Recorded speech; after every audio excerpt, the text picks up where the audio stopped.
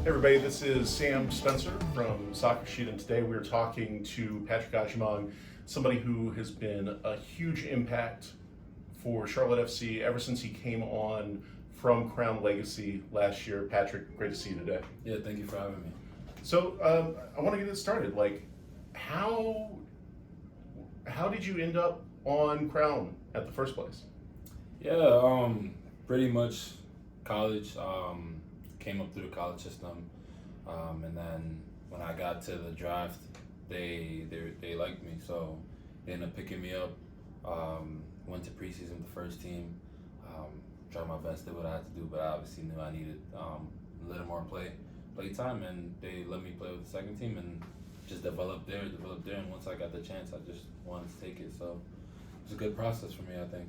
And how'd you feel when you got the call to come up to the big boys? Yeah, it was good. It was obviously what I'm here for. I wanna play for the first team. So when I got the opportunity, it was all I was asking for. I was just hoping to take advantage. So let's go back to the beginning. You've obviously you came up through college. You went to Rhode Island, but what was your childhood like? Where did you grow up? Yeah, I grew up in East Hartford, Connecticut. Two parents, both my brothers. We're a soccer family. We enjoyed the game, so it was always in part of our growing up. So I played starting in the backyard with my dad, my two brothers, and then played rec. After rec, we got into the travel system, and then we started playing travel ball, which was where I realized I really love the sport. And I just grew up playing with them throughout. So they were older, but most of the time I played up with them, and then once we got to I want to say 12, 13, that's when I played with my group and played through there, went through the whole public system. So I played middle school, high school, and I played club in Connecticut, a small club called Hartford Premier, and stayed with them. And they gave me the best opportunity to play beyond travel. So it's called Premier, the club team. And I was there for a good 5 years or so. And I pretty much grew up with them. They're like my family still to now. Got to high school. I had my senior year was when I had my first offer. It was Division III school. It was called St. Joe's, and then Eastern came, and then I went to Eastern. I thought that was the best fit for me, and went to Eastern, played there for 2 years, and I honestly thought I was gonna stay there, but COVID hit, and when COVID hit, that's when I met one of my friends. We trained through the year, throughout the whole summer. Obviously with the right protocols, but we trained, and he told his coach about me. I didn't know about it, so he told his coach, and the coach was a Rhode Island coach. So that's how it happened. I got into the transfer portal, and boom! Next thing you know, I'm at Rhode Island. So it was a crazy, I think, 2 weeks, because I was applying for classes for Eastern, and then I realized I was ended up going to Rhode Island. So that was crazy, and it was peak of COVID, so it was tough. But I was there for 2.5, and ended up getting drafted here. So, bring it back to Connecticut. You would have been in elementary school in 2012 when Sandy Hook happened. Did that have any big impact on y'all? Yeah, so Sandy Hook was, I believe, in New London, and that's quite a distance from where I'm from. But it was probably the craziest thing we've heard growing up. I remember when we were told about it, I thought it was fake. We were just no way, this is not real. And the news kept circling, and then just you seeing people being affected around you. Connecticut is a small place, so you have someone knows someone that's from there. So when we heard about it, it was crazy. Growing up, you never think anything would happen like that until it happened. So it was definitely a sad thing, and we all wish it never happened. But we were all just hoping that everybody, the people that were affected, that they're okay, and to just grieve the right way, and just taking hopefully everything's good for them and going forward. So yeah, it was sad, but just hoping for the best now. Good. Anything else big happened when you were a kid in Connecticut? Maybe not soccer related, but really influenced you personally or how you grew up? Yeah, I think it was just my family. My dad and my mom, they worked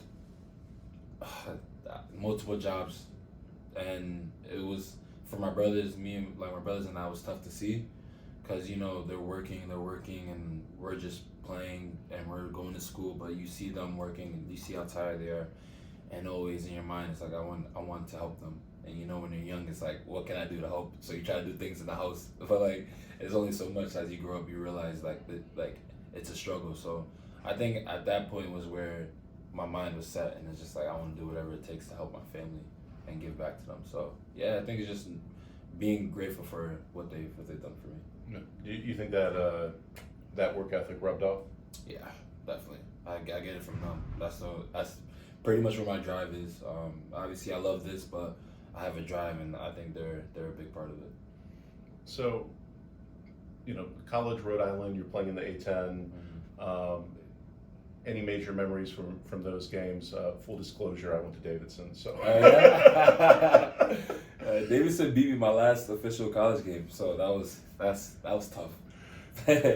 But I think my favorite memory was when I scored a hat trick against Brown, and the reason why is because the game before the home game before that, we played Providence, and we were down 1-0, and then I scored to tie 1-1.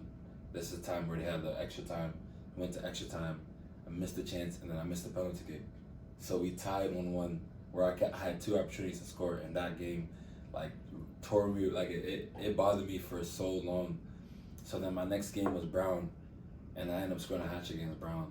And it was like one of the most memorable things. It was like such a quick change of emotions and how I felt. Like I was down for like I don't even know how many days, and then played the game, and now I'm back up. So I think that was a big one, and it just made me realize, like, especially being my first official season, it's like, okay, I'm good enough. It's like I'm good enough to be here. So yeah. So this is, we're doing this interview right after the first match of the season. Mm-hmm. I got to ask, after Kerwin missed the pen on Saturday, did you tell him you scored a hat trick right after you missed a pen? No, I did talk to my boy because I love Kerwin. Even him, like, last year I had a couple spells where I was missing chances and I'm getting upset with myself. He'd be the first one to come to me like, oh, you're playing well, you're doing well, like, don't worry. So when you see things like that, like, I tell him I said, you literally told me the same exact thing, like, you know what you're doing, you create chances every game and stuff, and like I hugged him because he knows like how talented he is and what his career is gonna be. So it's always just good to have that, Yeah. So when you got to Legacy, it seemed pretty clear pretty quickly that folks like you and Brandon and Uri would be, some of the breakout stars from that group. What did it feel like playing on, one of the most successful MLS Pro team ever? Yeah, it was fun. Wow, it was fun. Jose had like his plan and exactly what he wanted to do with us, and Jose told me straight up, like, listen, I trust you. I trust the ability. And he told, like, all of us as a group, like, I trust how talented you guys are. I just want you to work together and play together, play for each other, and play for the club. And he was so passionate about it, so it rubbed off on us. So whenever we stepped on the field, it's like, let's make the fans enjoy the game we play. Let's enjoy it with each other. And I loved it because he allowed me to play my game and really be composed and not as tense as I once was, So it was something where I felt in a flow state. So once I got going and the goals started coming, it's like, this is exactly how I want to feel. And I think it rubbed off on Uri as well and Brandon. Like, we were just playing, enjoying ourselves. It wasn't even like stress. We were just having fun playing the game that we grew up loving. So I think that point, we just felt like it would be a lot to stop us, Yeah. So, obviously you got to listen to the coach, you got to follow the plan, but what is Big Pat's game like? Like, what is the game that you're playing when you're out there and you've got to make those split-second decisions? Yeah, I think I like to just be like a force up top. So if a ball's in behind and I'm running, you better hope you're in front of me or it's going to be a long day. That's how I think about it. I'm comfortable with the ball at my feet as well. And whatever I have to fight for, like, I'm going to fight for it. So I always think, when it comes to the crunch time, like, if I'm there, I always feel like I'm gonna create something. Like, that's how I always want to think. I want to think like at some point I'll create some opportunity. So whether it's the first 5 minutes of the game or the last 5, I'm gonna get one chance, and it's whether I take it or not, or help the team create a chance. So, as you saw, we talked about last week. You won the fan vote for Soccer Sheet Footy Awards Breakout Star of the Year. Yeah. That happened because you had a breakout season. How did that come together? What were the memorable moments? Like, what was it like? Basically joining the team for the second half of the year and immediately becoming a contributor. Yeah, it was definitely Leagues Cup. At that time in the summer I was enjoying playing so much. Maybe it's because I felt more adjusted to like completely moving away from home, but I was enjoying it.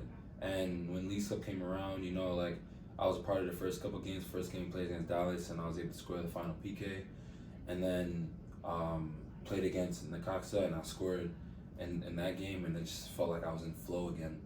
So then missed the next game, and then played against Houston. Came off, played 15 minutes or so, down 1-0. I came in like for 5 minutes, I scored, and then right after they just own goal. So it was like, what's going on in my head? I'm like, what's going on? Like, I feel really good right now. Things feel like it's working in my favor, and I was thanking God. I'm like, God, thank you for this opportunity. So after that, we played the Inter Miami game and came in halftime, and I was nervous, of course, but when I came in, like, I felt again like just flowing, and I felt good in that game. And I think after that it was like, okay, like, I know I could play. It's like that stretch of games. It's like, I know I could play here.